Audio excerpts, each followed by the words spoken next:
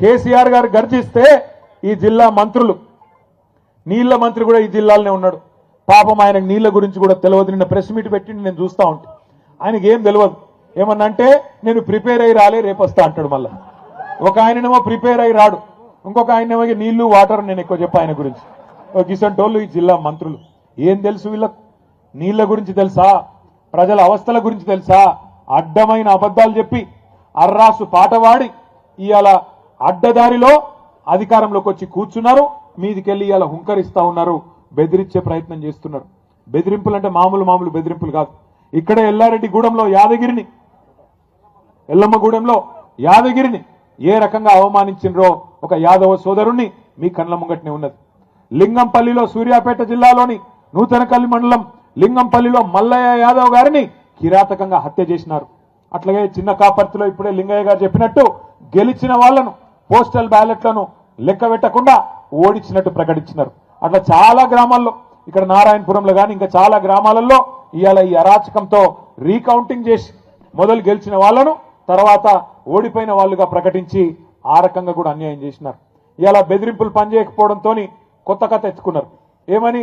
మీకు ఇందిరమ్మిన్లు ఇయ్యం, మీకు ఫలానాది ఇయ్యం, మీరు సర్పంచులందరూ మాతోనే వస్తేనే రేపటి రోజున మీకేమైనా ఉంటుందని చెప్తున్నారు. నేను మీ అందరికీ ఒకటే గెలిచిన మా గౌరవ సర్పంచులకు, ఉప సర్పంచులకు ప్రత్యేకంగా నేను విజ్ఞప్తి చేస్తా ఉన్నా. ఒక్కసారి మీరు పరిస్థితి గమనించండి. గెలిచిన కాంగ్రెస్ ఎమ్మెల్యేలకే ఇవాళ దిక్కు లేదు అక్కడ. మీరు చూడండి, నేను చెప్పేది అబద్ధం కాదు. ఒక ఎమ్మెల్యే గారు, కాంగ్రెస్ ఎమ్మెల్యే నిజామాబాద్ జిల్లాలో, కామారెడ్డి జిల్లాలో, ఇక రేవంత్ రెడ్డి గారు నిధులు ఇస్తలేడు అభివృద్ధికి అని చెప్పి ప్రపంచ బ్యాంకుకు ఉత్తరం రాసిండు ఆయన. అయ్యా నాకు ఒక 100 కోట్లు ఇవ్వండి, మా ముఖ్యమంత్రి గారు పైసలు ఇస్తలేడు, అభివృద్ధికి పైసలు లేవంట అని ఆయన ఉత్తరం రాసుకున్నాడు. అట్లాగే ఇంకొక ఎమ్మెల్యే గారు, మహబూబ్ నగర్ జిల్లా ఎమ్మెల్యే గారు, కాంగ్రెస్ ఎమ్మెల్యే ఎన్ఎం శ్రీనివాసరెడ్డి, ఆయన కుల్లా చెప్తున్నాడు కాంగ్రెస్ ఎమ్మెల్యేలకు పైసలు లేవు, ప్రభుత్వం దగ్గర డబ్బులు లేవు, మాకు పెళ్లిళ్లకు పేరెంటాలకు పోవడం తప్ప మాకు ఏ పని లేకుండా పోదు అని చెప్పి ఆ ఎన్ఎం శ్రీనివాసరెడ్డి గారు చెప్తా ఉన్నాడు. ఇది మీకు ఎందుకు చెప్తున్నా అంటే, గెలిచిన ఎమ్మెల్యేల పరిస్థితి ఇట్లా ఉన్నది. వాళ్ళు అనుకుంటున్నారు కాంగ్రెస్ ఎమ్మెల్యేలు మేము అనుకుంటే సర్పంచులను ఇబ్బంది పెట్టగలుగుతామని వాళ్ళు అనుకుంటున్నారు. కానీ మీకు రక్షణగా నిలబడేది, మీకు రక్షణకు వచ్చేది, మీ హక్కులను కాపాడేది ఒకరే ఒక్కరు, డాక్టర్ బాబాసాహెబ్ అంబేద్కర్ రాసిన రాజ్యాంగమే మీకు ఇవాళ హక్కుగా అండగా నిలబడుతుందని చెప్పి మాట నేను విజ్ఞప్తి చేస్తా ఉన్నా.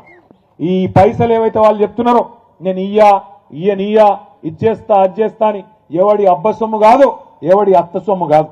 ప్రజల పైసలు, పన్నుల రూపంలో ప్రజలు కట్టిన పైసలను మళ్ళీ తిరిగి వారి కోసమే ఖర్చు పెట్టడం ప్రజాప్రతినిధులుగా మన బాధ్యత.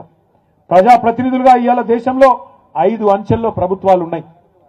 ఢిల్లీలో కేంద్ర ప్రభుత్వం ఉన్నది, ప్రధానమంత్రి గారు, మంత్రి మండలి, ఎంపీలు ఢిల్లీలో ఉంటారు.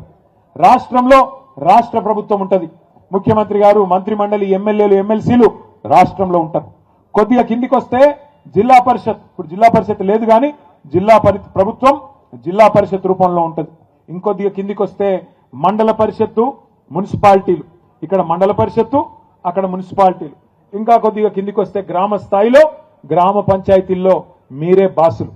ఈ మాట ఎందుకు అంటున్నా అంటే, రాజ్యాంగంలోనే అంబేద్కర్ గారు రాసినారు 5 అంచెల ప్రభుత్వం గురించి. ఈ 5 అంచెల ప్రభుత్వంలో రాష్ట్రానికి ముఖ్యమంత్రి ఎట్లనో గ్రామానికి సర్పంచ్ గారు అట్లా అనే మాట నేను విజ్ఞప్తి చేస్తా ఉన్నా.